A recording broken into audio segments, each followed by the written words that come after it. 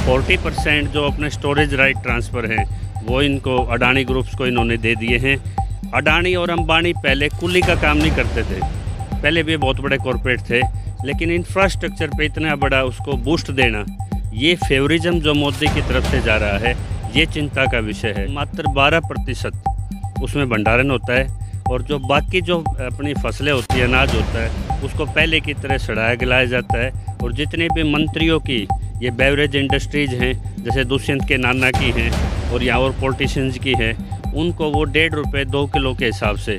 अब सवाल ये उठता है कि ये CLU बैकडोर से कैसे दिए गए और PPP प्रोजेक्ट में किसी किसान के साइन नहीं है कंपनी के साथ, तो इन पे लोन इस तरह से कैसे पास हुए और अनकंडीशनल एक ही आदमी को इतने बड़े बिडिंग पूरे देश में कैसे दी गई। और इसमें आपके मुख्यमंत्री कार्यालय आपका हरियाणा भी शामिल है कि किसी भी स्टोरेज साइट पे FCI के अलावा अडानी का कहीं बोर्ड नहीं है, जबकि हर वर्कर के वहाँ पे आइडेंटिटी कार्ड पे they are doing work for the Adani group. वो कहते हैं हम अडानी के अपॉइंट हैं, उन्हीं के मैनेजर हैं, उन्हीं के प्रोजेक्ट्स पे काम कर रहे हैं। जो आज घरों में बैठ के किसानों की मौतों के तमाशगीर बन रहे हैं, उनकी रसोइयों के खर्च 3 गुना होंगे और ये तिजोरियों में, इन सिलोज में ही ये आपकी भूख और आपकी रोटी कैद होने जा रही है। ये तब पता लगेगा जब इस देश में कुत्ते बिल्ली को भी रोटी नहीं मिलेगी। और दूसरा, आपके घर में कोई भी मंदिर के नाम से, मस्जिद के नाम से अगर कोई चंदा एकत्रित करने आए, 10 आदमी भी आके अगर 1 रुपये का भी चंदा लेते हैं, तो मात्रा मत देखिए 1 रुपया कितना छोटा और कितना बड़ा है। ये सोचिए, ये अपना एक मूर्खों की एक संख्या देख रहे हैं ये बिल्कुल। और जब भी इनके कोई भ्रमित करने के लिए आए, तो इनके वहीं बिठा लीजिए संघ वालों को और उनको यहाँ धरने पे लेके आइए। व्यापारी भिखारी की कोई जात नहीं होती, वो कहीं भी अपना व्यापार कर लेगा, लेकिन उसके व्यापारी के कारण किसी की सत्ता अगर खतरे में है, तो मोदी की उनकी दोस्ती टूटने पे जाएगी। तो उससे अच्छा है, आप एक मुख्यमंत्री हैं, देश में PM भी है, आप ओपन कीजिए कि CLU के दस्तावेज किन आधार पे CLU बना, कैसे लाइसेंसिंग प्रोसेस हुआ, ये स्पष्टता इन हाउसेज को करनी चाहिए। सारे बहन भाइयों ने, चाचे तवा ने, यार भाई लेना जोड़कर राम राम। थम देखने लग रहे हो जबरदस्त हरियाणा और मैं सुथार अपना विकी बैरागी, ना किसी का दुश्मन ना किसी का सागी। किसान आंदोलन में टिकरी बॉर्डर पे हैं फिलहाल और मोटा माटी बात हर वीडियो में थरते बता दें, लेकिन कुछ गहराई की बातें हैं और उन बात करने खातर हमारे साथ मौजूद हैं डॉक्टर शमशेर। शॉर्ट अगर परिचय दूँ तो आंदोलन के खलीफा कहे जाए हैं और बिल्कुल बारीकी से अध्ययन कर रखा है किसान आंदोलन ने लेकर भी, और किसान आंदोलन ने लेकर किसान और सरकार की रणनीतियां पे भी, सारी चीज़ें पे उनसे बातचीत करांगे। शमशेर भाई राम राम। नमस्कार जी। सबसे पहले तो बात करेंगे हम सिलोज पे, जो हरियाणा में स्टील के भंडारण जो बनाए गए हैं हरियाणा में भी और पूरे देश में, उनने लेकर आप मतलब पूरी जांच पड़ताल कर रहे हो, आपने पूरी नॉलेज है, तो के कमी लागा आपने, के गड़बड़ लागा? 127 जगह ये सिलोज हैं, अडानी के साथ और भी ग्रुप हैं इसमें, और ये FCI को ख़त्म करने का एक चरणबद्ध तरीका है। 800 करोड़ रुपए एडवांस में पे किए जाते हैं, 20 साल के अनुबंध रखे जाते हैं। और चौंकाने वाली बात है कि अब तो पहले 7 था, अब 6 स्टेटों में कांग्रेस रूल्ड CM हैं, वो भी इस अनुबंध में बंधे हुए हैं। जब अग्रिम तौर पे उनको पूरे जितने भी उपज का अंदाज़ा होता है, उसके भंडारण के लिए उनको एडवांस रेंट दे दिया जाता है, उसके बावजूद मात्र 12% उसमें भंडारण होता है। और जो बाकी जो अपनी फसलें होती है, अनाज होता है, उसको पहले की तरह सड़ाया गलाया जाता है।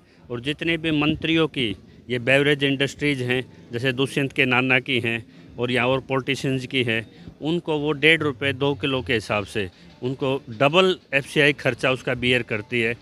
40% जो अपने स्टोरेज राइट ट्रांसफ़र हैं वो इनको अडानी ग्रुप्स को इन्होंने दे दिए हैं।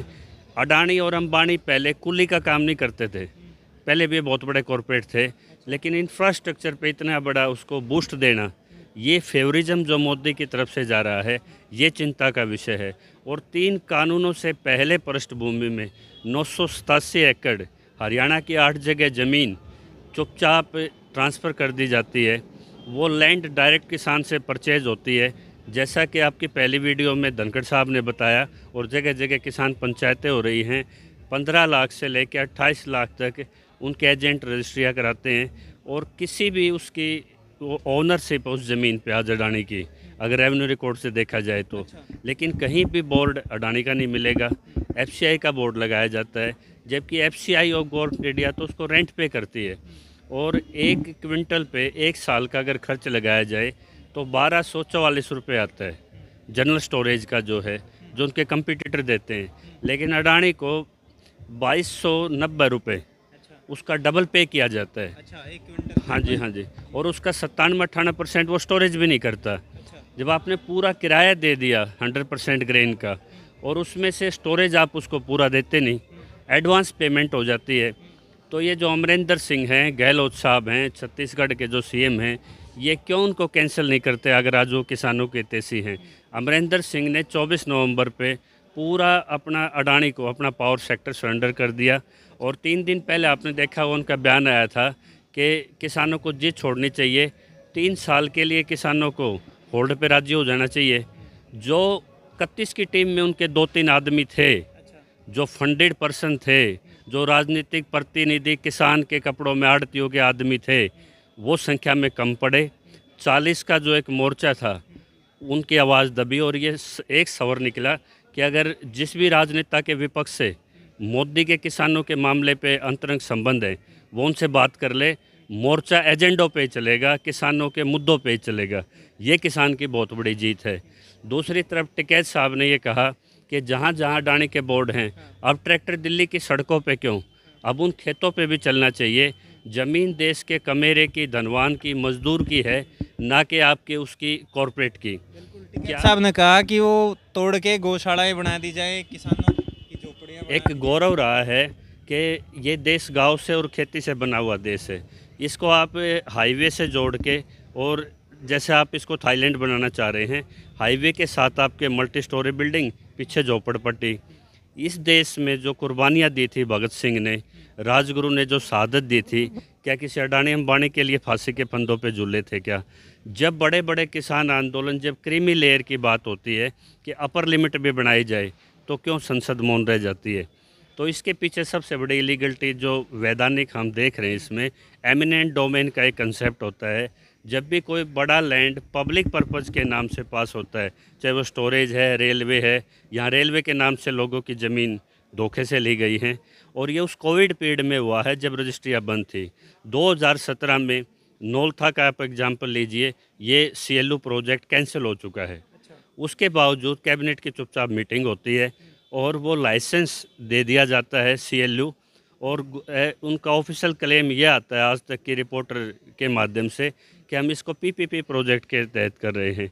और उन्होंने इसका एक क्लेम ये डाला है उससे पहले कि APSCZ special economic zone agriculture produce के लिए हम इसके लिए मांग रहे हैं।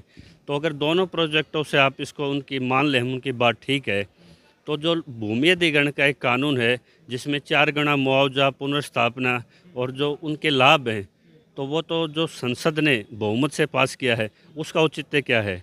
जब वो आज 24(2) की व्याख्या पे और अन्य प्रोविजनों पे आज वो कॉन्स्टिट्यूशनल बेंचिंग के लिए होल्ड है।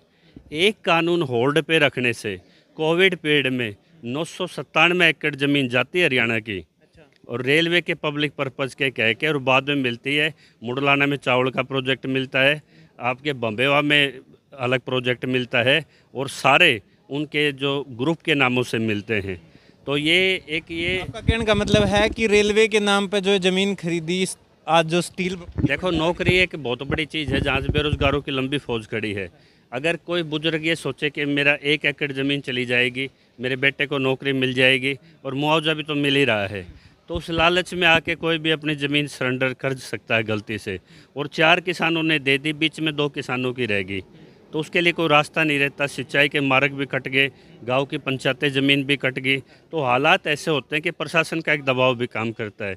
लेकिन सवाल ये उठता है कि आप बड़ा लैंड पैच करके आप डायरेक्ट परचेज करते हो किसी किसान से, और उस पर सरकार सीधा उस पर लाइसेंस भी दे देती है, पब्लिक पर्पज़ भी खड़ा कर देती है उसके पीछे।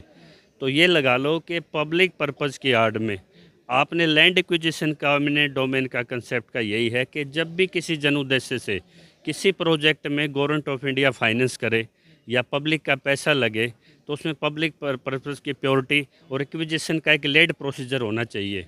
जब उस कानून को आज सरकार नहीं मानती, वो सुप्रीम कोर्ट में होल्ड पे फाइल में पड़ा है, तो जो 3 कानूनों की बार बार होल्ड की बात होती है, तो ये अगर 1 साल भी होल्ड पे रह गए तो मेरे ख्याल में दोबारा हरियाणा पंजाब या किसी किसान की उठने की ताकत ही नहीं रहेगी।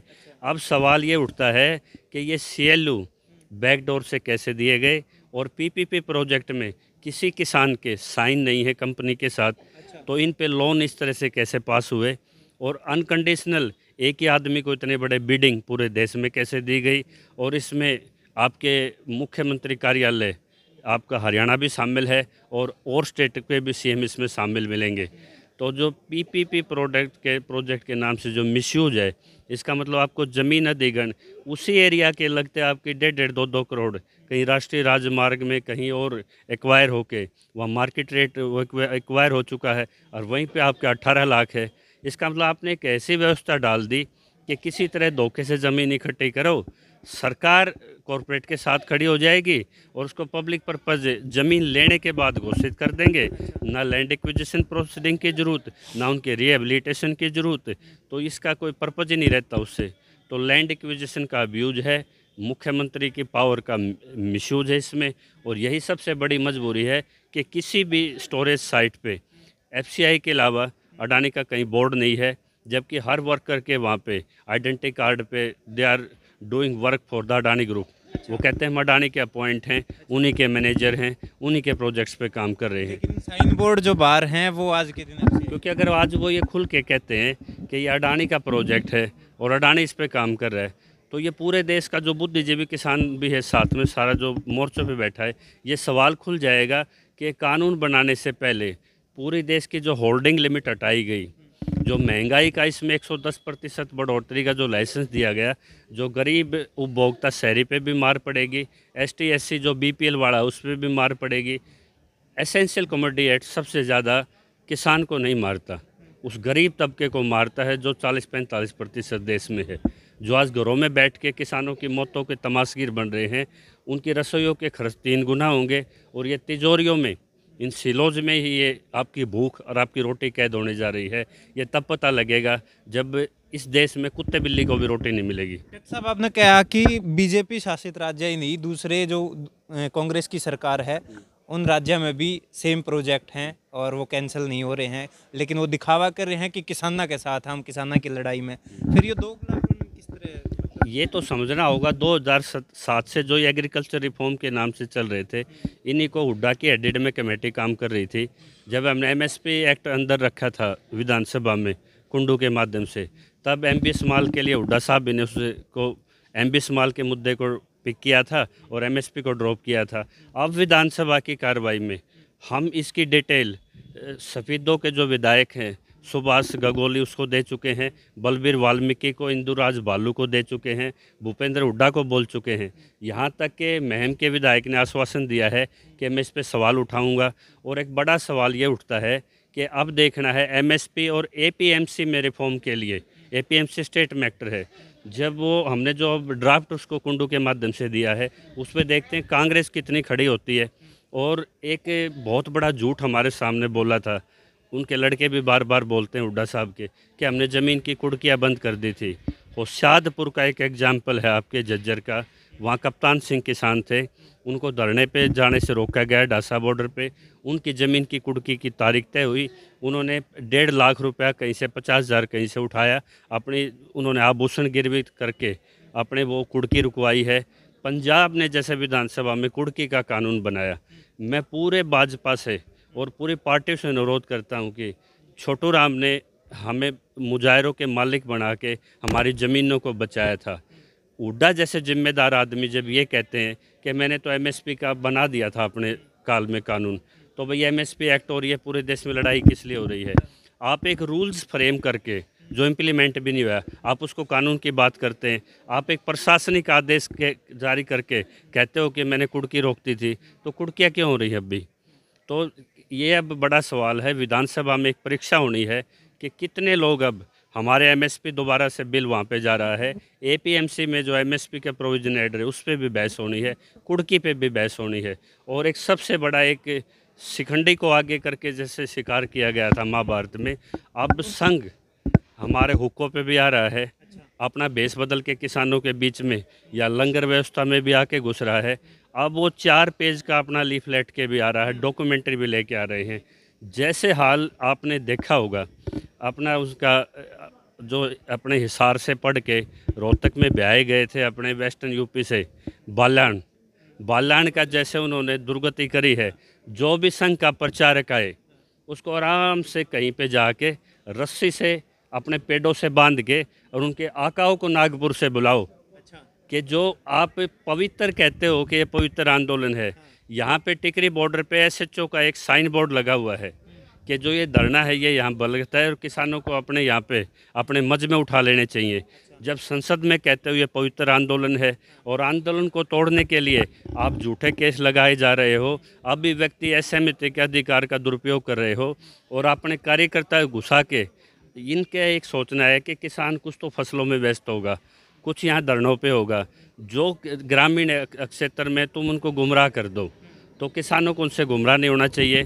और जैसे ताली थाली बजाने से अगर कोरोना जाता हो, आज खूब ताली थाली बजाओ किसी पेट्रोल पंप पे जाके, 1 रुपये का रेट आप देखो पेट्रोल डीजल का घटा के देख लो, आपको पता लग जाएगा ताली थाली और दियों के प्रकाश में इनकी झूठ में कितनी बड़ी ताकत थी। ये कहते हैं तेल नियंत्रित नहीं होता, तेल पे जो टैक्सेशन है 69 रुपीज़ ऑफ गॉड बताया गया, 69 रुपीज़ टैक्स है, वो तो ये कम कर सकते हैं। अंतर्राष्ट्रीय स्तर पे कीमतें कम हैं, ऊपर होती रहती हैं, लेकिन टैक्सेशन सिस्टम तो ये कर सकते हैं। लेकिन इन्होंने वो पेट्रोल पंप ना हो के जनता का तेल वसूली केंद्र बना दिया, देश का एक वसूली केंद्र। जैसे आपके मास्क के नाम पे 2-2 हज़ार के इन्होंने चलान किए थे, तो ये जैसे आप एपिडेमिक का भी अभी ये प्रयोग करने वाले हैं। आंदोलन जब महाराष्ट्र में जा रहा है, बिहार में जा रहा है, झारखंड में जा रहा है, तो ये एपिडेमिक का सहारा लेके मेरे अन्नदाताओं अन्न निर्माता बनो, अन्न उत्पादक बनो, इस अन्नदाता शब्द कह के आपको चौधरी साहब कह के बहुत लूटा है। वही आड़ती जिसके लिए कुछ लोग यहाँ किसान लड़ रहे थे, उन्होंने पीपली आंदोलन होते हुए अपना लाखों रुपए का बकाया क्लियर कर दिया, अपनी फीस घटा ली और वही उनके प्रतिनिधि उनके मील निकले। और तो आंदोलन किसानों की लड़ाई किसान ही लड़ेगा। एमएसपी कानून हमारी बेसिक लड़ाई है और इस पे कानून बनना चाहिए और उसके साथ जो भी अमेंडमेंट हो सकते हैं फार्मर्स के वो ओपन कॉल देना चाहिए। और जो ये कॉल और जो ये तथाकथित लीडर बनते हैं, ये जो मोर्चों में जहाँ भी आप खुद को लीडर कहते हैं लोग, पहले कहाँ थे, इनके 1000 आदमी भी इकट्ठा नहीं होते थे। लेकिन एक खूबसूरती है कि जब ये एसकेएम कहीं पे मिसगाइड होता है तो एक ताकत निकलती है बराबर में राकेश टिकैत की, उनके पिताजी की विरासत की छवि काम करती है। एक तरफ वीएम सिंह का आज कि हर गांव में किसान 8 घंटे का उपवास रखेगा एमएसपी कानून लागू कराने के लिए, वो अभियान निकलता है। मोर्चे इतने खुल गए कि सरकार इसको अब थका के किसान को मारना चाहती है, लेकिन किसान मुद्दों पे इतना सजग हो गया है। और दूसरा, आपके घर में कोई भी मंदिर के नाम से, मस्जिद के नाम से अगर कोई चंदा एकत्रित करने आए, 10 आदमी भी आके अगर 1 रुपये का भी चंदा लेते हैं तो मात्रा मत देखिए 1 रुपया कितना छोटा और कितना बड़ा है। ये सोचिए, ये अपना एक मूर्खों की एक संख्या देख रहे हैं कि इतने करोड़ किसान हमारे खिलाफ हैं, 3 सांसद भी हमारे चले गए। आपकी बात का मैं अर्थ समझूं या सीधे शब्द में बताऊं तो आज जो चंदे के नाम पर ये अपने वोटर गिनने लग रहे हैं कि इस आंदोलन के बावजूद भी कितने लोग हमारे समर्थन, ये देखना चाहते हैं। ये शराब का नशा भी सवेरे उतर जाता है, हर नशे की एक मियाद है, लेकिन जो धर्म, आस्था और जाति और जो आपका परसेप्शन जो आपके दिमाग में जिसको ये कैच करते हैं, उसका नशा कोई लिमिट नहीं होती। उसी नशे को ये कैच करने के लिए आप लोगों को देखेंगे आप किस चीज़ के नशे का शिकार हो। तो कभी ये मंदिर के नाम पे चंदे के लिए आएंगे, इनके किसी भी सर्वे का बायकॉट कीजिए बिल्कुल। और जब भी इनके कोई भ्रमित करने के लिए आए तो इनके वहीं बिठा लीजिए संघ वालों को और उनको यहाँ धरने पे लेके आइए और हमारे लीडरशिप के सामने कीजिए कि आप सामने बैठिए डिबेट में और एक्ट टू एक्ट बताइए। सेक्शन 17(4) इनमें ये कहता है कि पंजाब लैंड रेवेन्यू एक्ट के तहत रिकवरी हो सकती है। रिकवरी हो सकती है तो उसमें कुड़की भी हो सकती है, डिक्री भी बन सकती है। किसान की ज़मीन को स्टेक होल्डर के तौर पे रख पे उस पर लोन लिया जा सकता है। और दूसरा, कॉन्ट्रैक्ट जो है वो उससे रिकवरी कर सकता है। और कॉन्ट्रैक्ट एक्ट के क्लियर प्रोविज़न है कि एक बार जिस सहमति पे होगी आप उस सहमति से पीछे नहीं हट सकते, आपको उसके डैमेज चुकाने होंगे और डैमेज के लिए रिकवरी ला का प्रोसेस हमेशा ओपन है। तो सबसे बड़ी बात किसानों ने बहुत होशियारी से की है। मेरी 2 रिक्वेस्ट है किसानों से, जहाँ भी कोई सिलोज है खड़ा है, आप किसी की संपत्ति में सीधे एंटर ना करें, किसी को तोड़ फोड़ ना करें, शांतिपूर्वक गांधीवादी तरीके से 127 जगह के किसान एक महापंचायत करें, शांतिपूर्वक वहाँ पे धरना दें। आपके विधानसभा में एक ज्वाइंट कमेटी बने और वो रिकॉर्ड रोल करे जितने भी इसमें सीएलयू में घोटाला है, लाइसेंस देने में घोटाला है और इसमें जो भी इसमें इलीगलिटीज़ हुई हैं। और दूसरा, जहाँ भी ये आह्वान हुआ था कि फसलों को हम नष्ट कर देंगे, फसलें नष्ट करने का मतलब ये है कि हम एक फसल का फ़ायदा नहीं लेंगे, उस पर ट्रैक्टर चलाना फसल नष्ट करने का मतलब नहीं होता। आपकी जो भी उपज है आप उसको किसी गरीब भाई को दे दीजिए, पशुओं को दे दीजिए, लेकिन इसमें मीडिया पर आने के चमकने के लिए ये ना कहें जिसने आंदोलन में आज तक कभी हाजिरी नहीं दी और वो 2 बीघे पे ट्रैक्टर चला के, आप इस तरह के ट्रेंड मत डालिए। ये ठीक है, हमें अपने नेताओं की सीधे ट्यूनिंग बनाने चाहिए, लेकिन अपनी फसल को गांव में आप अपने पशु चारे के लिए दे सकते हैं, गरीबों को दे सकते हैं, किसी और भाई को 1 साल कटाई के लिए उसको सौंप सकते हैं, क्योंकि गांव का भाईचारा कहीं ना कहीं अल्टा पल्टी भी होता है। 1 साल वो आपकी काट देगा, वो 1 साल वो काट देगा। तो इस मैसेज को समझें, कहीं ये कमज़ोर ना पड़े आंदोलन। तो ये कटाई के टाइम पर आपकी अग्नि परीक्षा होगी। ट्रैक्टर ट्रॉली यहाँ एक भी नहीं हिलना चाहिए, 10 आदमी की बजाय भले ही वहाँ 2 आदमी रह जाएं। और आंदोलन आप ये देखो राष्ट्रव्यापी होता जा रहा है और सरकार को झटका तब लगेगा जब ये वेस्ट बंगाल में हारेंगे, जब ये असम में हारेंगे, जब ये और 5 स्टेटों में ये हार का मुंह देखेंगे। इससे पहले इनकी थकाने और भगाने की नीति है। ट्यूनिंग की बात आई कि किसान नेताओं के साथ ट्यूनिंग, तो ट्यूनिंग बनी थी 26 तारीख ने और बहुत सारे युवाओं पर मुकदमा भी दर्ज हुआ। आज के दिन बहुत सारे युवा ऐसे हैं कि संयुक्त किसान मोर्चे ने बात कही थी कि भाई इनका सारा खर्चा केस लड़ने का, वकील का हम लड़ेंगे, लेकिन अभी तक वह सुविधा पहुंच नहीं पाई है उन तक। एक हम कॉमन तौर पे हमें ये महसूस करने में, एक्नॉलेज करने में कोई शर्म नहीं है, फरवरी 2016 जो आंदोलन हुआ था हरियाणा में, सब उसके भुक्तभोगी हैं। आज तक बच्चे जेलों में हैं, आज तक मुकदमे लड़ रहे हैं। वही परिस्थितियाँ यहाँ दोहराई जा रही हैं। हमने अपने अखिल हरियाणा न्यूनतम समर्थन मूल्य संघर्ष समिति प्रदीप धनखड़ के माध्यम से बहादुरगढ़ में जब हरियाणा की मीटिंग हुई तो हमने सवाल उठाया था कि हरियाणा दिल्ली का जो चंदा जाता है आंदोलन में, उसमें मॉनिटरिंग कमेटी में हरियाणा के कितने सदस्य हैं, टिकरी बॉर्डर, गाजीपुर बॉर्डर जहाँ स्टेशनों से संचालन होता है, उस फंड की क्या ट्रांसपेरेंसी है। तो पंजाब के लोगों ने ये कह दिया था बिल्कुल कि हम हरियाणा का 1 पैसा भी हमारे पास चंदे का नहीं है। और वो गुरनाम की तरफ इशारा हुआ, कहीं ये जियालाल की तरफ इशारा हुआ। तो हमने कहा था कि बातचीत में भी हरियाणा का प्रतिनिधित्व बढ़े, क्योंकि हरियाणा इसमें कंधे से कंधे मिला के लड़ रहा है। और जैसे सापला के पास और आसपास 22 नौजवानों का यहाँ जो मीडिया ग्राउंड रिपोर्ट बता रहा है कि उनके परिवार अपनी संपत्तियाँ गिरवी रख रख के 20-20, 25-25 हज़ार में अपने बच्चों की पैरवी कर रही है। उन बच्चों की पैरवी कर रहे हैं जो ट्रैक्टर पे बेचारे इन संयुक्त मोर्चा के आह्वान पे बैठ गए थे, या जो खाली साथ थे जिनकी कोई तोड़ फोड़, लेकिन वो साथ थे और वो रूट भटक गए थे। तो वो आज अपने घर की चीज़ें नीलाम कर करके अपने वो केस लड़ रहे हैं।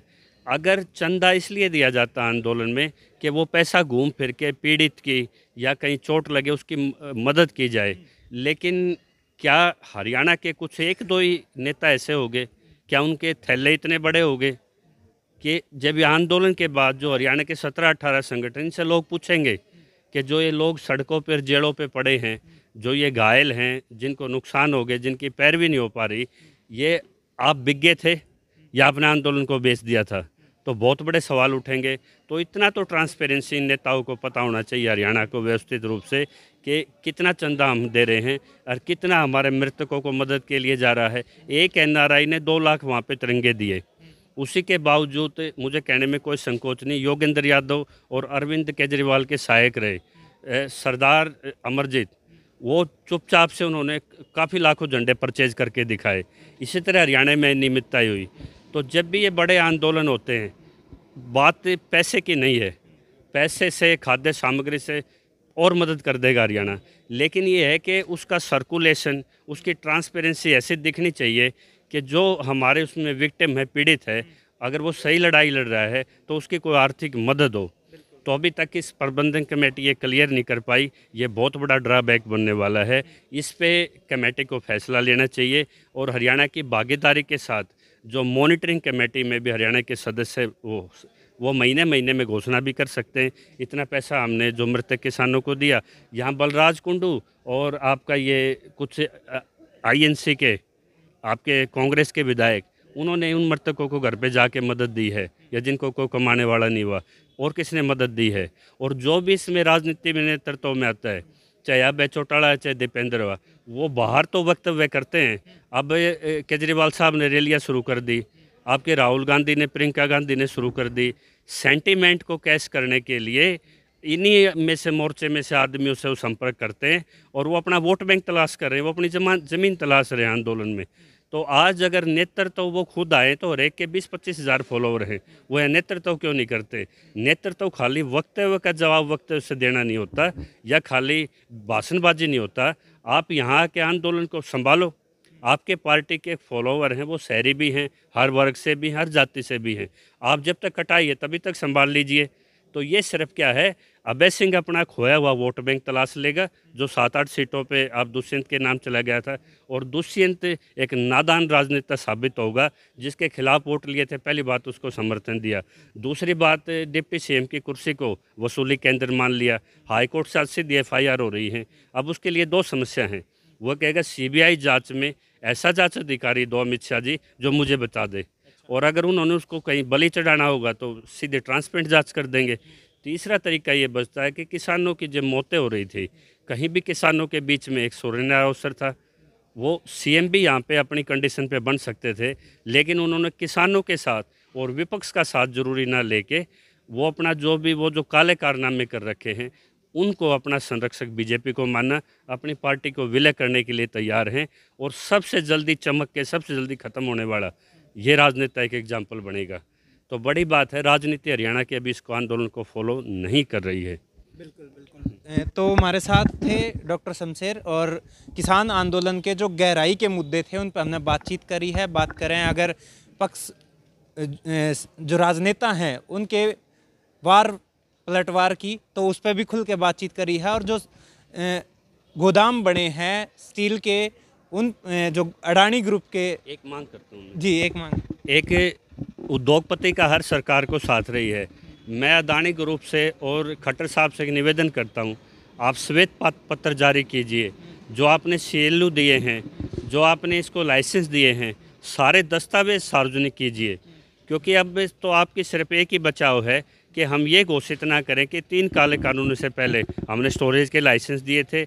इतनी बड़े जो प्राइम लोकेशन थे रेलवे के और NH पे, राष्ट्रीय राजमार्ग, वो हमने सरेंडर किए थे। वो भेद तो आपका खुल चुका है, क्योंकि जो व्यापारी है वो व्यापारी भिखारी की कोई जात नहीं होती, वो कहीं भी अपना व्यापार कर लेगा। लेकिन उसके व्यापारी के कारण किसी की सत्ता अगर खतरे में है तो मोदी की उनकी दोस्ती टूटने पे जाएगी। तो उससे अच्छा है, आप एक मुख्यमंत्री हैं, देश में PM भी है, आप ओपन कीजिए कि CLU के दस्तावेज किन आधार पे CLU बना, कैसे लाइसेंसिंग प्रोसेस हुआ, ये स्पष्टता इन हाउसेज को करनी चाहिए।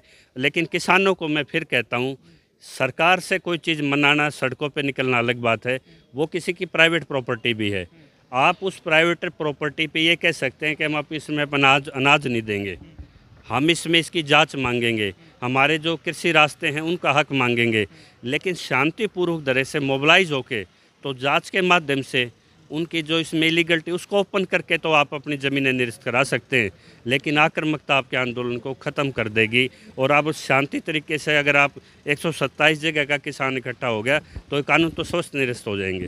बिल्कुल बिल्कुल। किसान अब जो ये सिलोज बनाए गए हैं अडानी या फिर और किसी कॉरपोरेट घराने के नाम पे, इन पर नज़र टिका रहे हैं। और एक और तैयारी, इन पूरे देश में 127 जगह पे एक और तरीके के धरने शुरू करने की तैयारी है कि शांतिपूर्वक इन सिलोज के सामने इनका नुकसान पहुँचाए बिना धरने दे के कमर कमज़ोर करने, कमर तोड़ने की तैयारी करी जावे।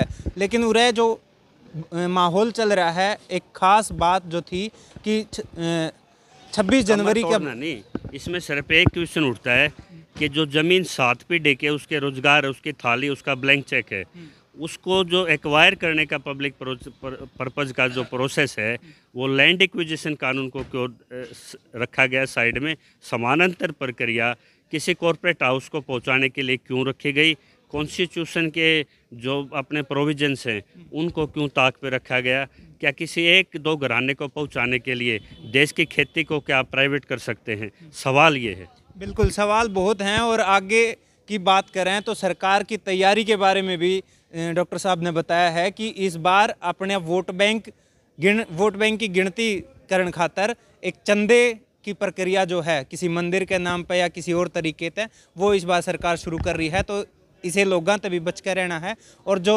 युवा इस आंदोलन के दौरान किसी मुकदमे में उनका नाम दर्ज हुआ है, उन तई जो किसान मोर्चा के जो नेता हैं वो जो चंदा इकट्ठा हुआ है उसमें भी ट्रांसपेरेंसी लेकर आवे और हर मजबूर आदमी या हर पीड़ित आदमी तक मदद पहुँचाई जावे। सारे मुद्दे ने लेकर डॉक्टर साहब ने ये बात रखी है और देखना है कितना इम्प्लीमेंट किसान यूनियन के नेता करेंगे और कितना कुछ सुधार किसान आंदोलन में भी होगा। देखते रहियो ज़बरदस्त हरियाणा। इस वीडियो ने लाइक शेयर कर दियो, यूट्यूब पर सब्सक्राइब कर लियो, फेसबुक पेज फॉलो कर लियो। कैमरे के पीछे कालू, राम राम।